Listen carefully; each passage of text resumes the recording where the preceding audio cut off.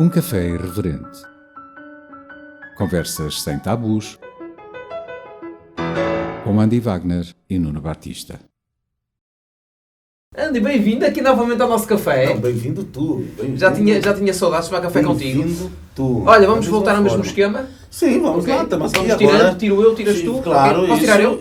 Pode. Ou estou numa de ser eu o primeiro a tirar? E lembrando, né, que nós verdadeiramente, mas verdadeiramente mesmo, Nós não sabemos o que está não aqui. sabemos o que está aqui. Não sabemos o que está aqui. Ou melhor, sabemos. É uma folha com alguma Pronto, coisa mas não escrita. sabemos o que Mas está escrito. Não sabemos os conteúdos. Não sabemos o que está escrito. Ok. Não. Isto é... Nossa, Vitor. Isto é uma dissertação de um Puxa, mestrado. meu Deus.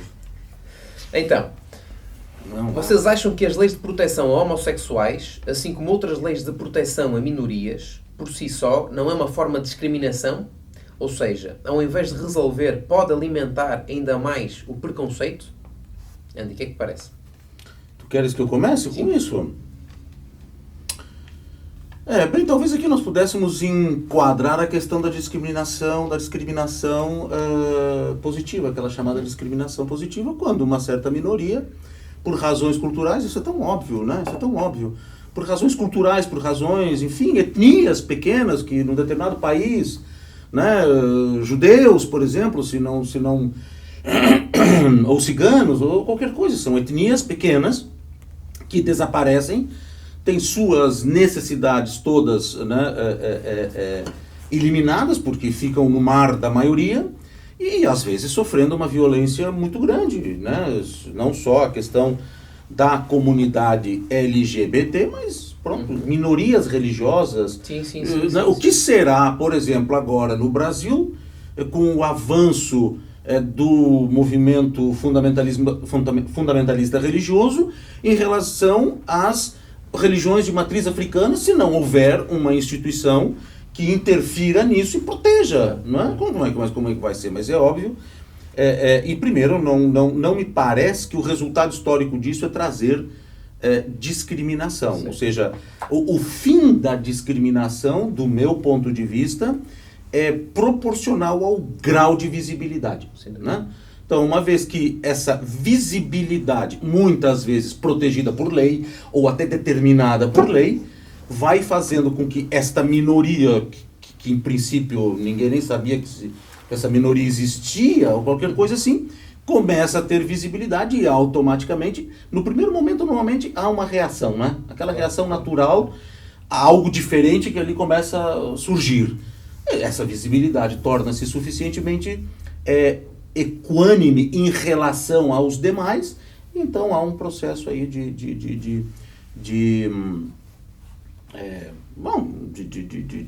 normalização, né? Sim. Mas no começo Eu percebo aqui a pergunta e quero agradecer a quem fez a pergunta, porque de facto muitas das vezes perguntam-nos, não será o abordamos estes temas, o falarmos sobre estes temas, vamos atrair mais essas coisas, por isso eu percebo esta questão. Agora também concordo com o que tu estás a dizer, não me parece que a criação destas leis que vá de facto discriminar. Okay? Eu sou apologista de uma coisa, de tudo que a gente faça tenha que ser feito com... tudo vai da nossa intenção. Obviamente, Okay? claro. É tudo que a gente faz. Se nós fazemos as coisas com a intenção de magoar a pessoa, claro. é uma coisa. Se nós fazemos as coisas com a intenção de facto de ajudar, claro que às vezes tentamos ajudar e às vezes não ajudamos, não é? Mas o importante aqui, até para descarte de consciência e sentimento de não culpabilidade, eu acho que vai a questão da intenção com que nós fazemos as coisas. E eu aqui entro um bocadinho nisso, por isso. Eu acho que esta questão destas leis não servem para discriminar, mas de facto servem para proteger, porque elas são necessárias. Mas é óbvio, quer dizer... Elas são necessárias, não é? Existe essa necessidade. É o caso do Brasil, eu trago aqui porque é um caso tão mundialmente, né, conhecido, quer dizer, um país onde se mata a cada... Às vezes muda um pouquinho ali as estatísticas, 26 horas, 24 horas, não sei o que e tal. Se mata uma pessoa LGBT pelo simples fato de ela ser, só porque ela é homossexual, só porque ela é trans, como assim, só porque é judeu e eu odeio judeus e mato judeus, né? Como não ter uma estrutura de proteção? Ou seja, se essas discriminações não existissem, mas claro, não teria necessidade nenhuma, mas é óbvio. Seria ao contrário, não é? Não é? Claro. Qual será a necessidade de fazer lei de proteger os heterossexuais? Claro, exato. Né? Desde quando um heterossexual foi preterido de qualquer coisa dos seus direitos por ser heterossexual. Então seria qualquer coisa ridícula, temos que agora Eu não sei onde, acho que é em São Francisco, eu não me lembro mais onde nos Estados Unidos, envolveram até o Brad Pitt nisso, coitado, já. Aí não ouvi dizer. Pois agora tem um grupo lá que quis fazer uma parada do orgulho, do orgulho hétero.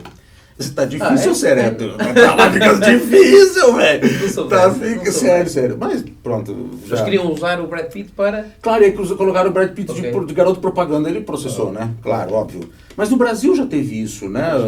Aquelas chamadas bancadas evangélicas também já vieram com a ideia de fazer uma parada do orgulho hétero. Então a pergunta é em que há necessidade de vocês saírem à rua para pedir o quê? Qual é o direito que por ser hétero os héteros não têm? Claro. Não é?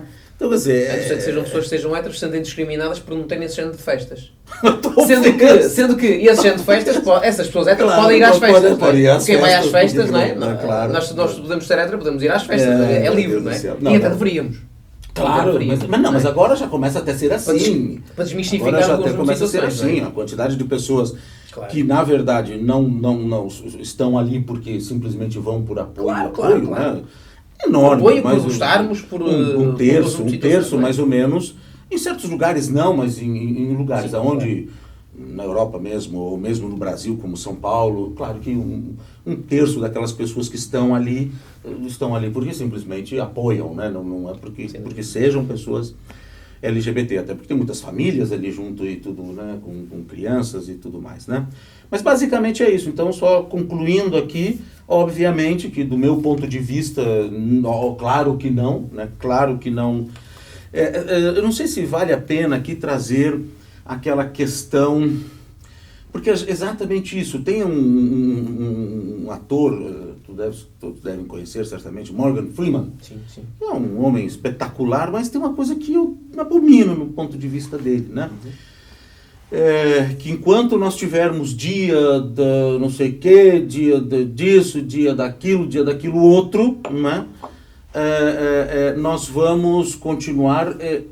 Ele está certo se nós já tivéssemos superado... E continuássemos com isso, não é? E continuássemos com isso, claro. tá certo? Agora, se uma minoria, não é, que está verdadeiramente sendo oprimida não gritar e não exigir, né, que a sua visibilidade... Porque aqui está a grande questão da sociedade plural, não é? A visibilidade de uma minoria não pode, na democracia, ser menor do que a visibilidade da maioria. Não pode. Isso é um princípio democrático. E aí vem a falácia democrática da vontade da maioria, que é uma grande falácia democrática. Não é? A democracia é a preservação dos direitos iguais de todos, e não dos direitos da maioria sobre os direitos da minoria.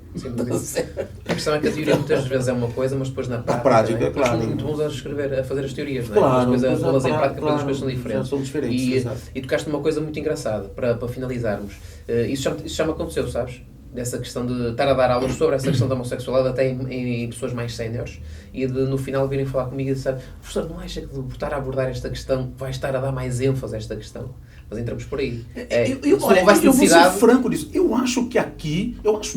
Aqui eu defendo, exponho sempre o que verdadeiramente está ocorrendo. Aqui há o preconceito. Isso é preconceituoso, né?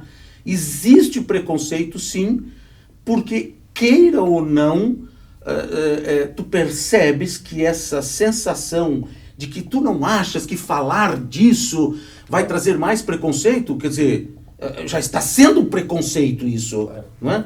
Porque se falar daquilo vai trazer preconceito, não é porque eu simplesmente estou mostrando preconceito em relação a algo que antes não se falava. Nós às vezes não sabemos como lidar com estes assuntos, não. É mais fácil então dizermos que preferimos não falar do assunto, simplesmente melhor. Olha, queria fazer um brinde não falar do assunto, eu tenho que... Atenção que eu estou quieto, já me queimei.